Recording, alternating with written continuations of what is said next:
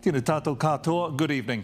Any lingering doubts about Cyclone Gabrielle's capacity for destruction was smashed to smithereens last night, and this morning the Emergency Management Minister declared a national state of emergency. It's only the third time one's been announced, behind the Christchurch earthquake and the COVID pandemic. 225,000 people are now without power, and it could be weeks before they're all brought back online.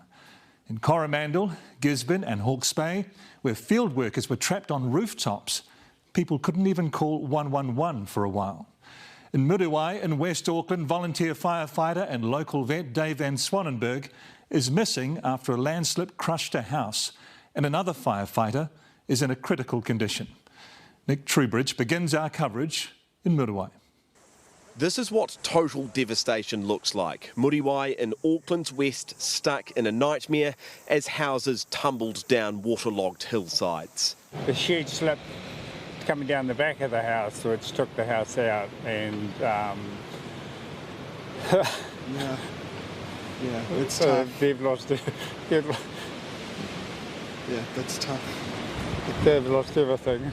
The biggest slips locals have ever seen scarred the hillside, falling into the streets below and claiming one of their own. Newshub understands volunteer firefighter Dave Van Swanenberg was responding here on Motutara Road when he became trapped. They seemed to have everything under control, so I went to bed, and then suddenly there was this big thump, and the whole landslide the side of the mountain had come down. For me personally, I found this quite distressing also, having a connection to the fire brigade previously, and I just really feel for their family, who they left to go and help their community, and now they're looking to find them. All of it coming as a community struggles to comprehend the damage. It's horrendous, and we've got some good friends that are, not doing well at all.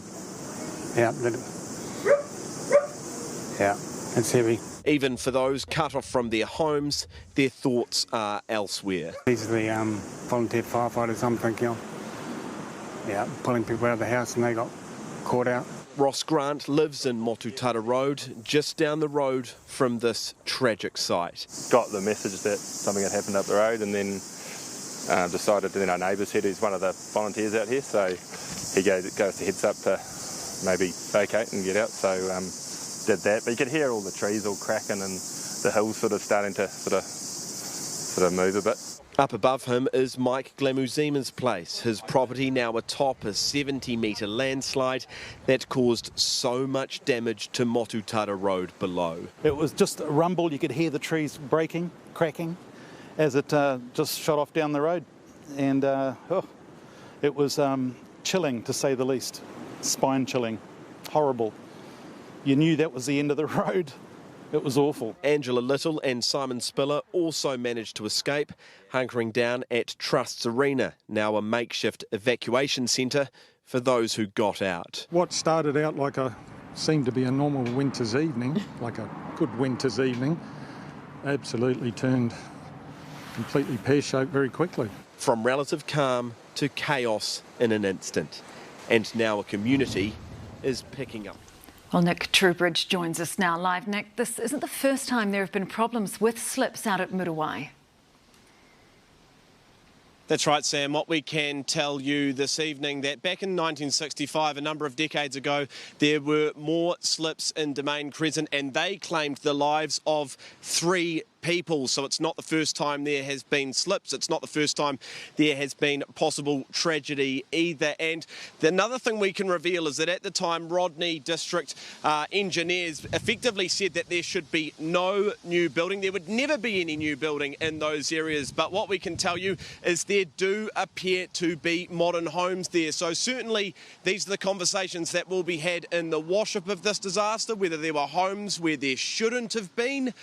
But of course, for now, the focus is on individuals, it is on families, whānau, friends, and the people who have been affected most by this disaster out west. The healing for them will take some time, whether it be to their property or to individual families themselves who have been devastated by this tragedy. The pictures, you saw them in that story, the devastation, it's hard to put it into words. People were struggling to come out with the words to sum up what it meant to them, but certainly the healing and the recovery now begins. Sam. Yes, a lot of emotion out there. Nick Trubridge, thank you for that update.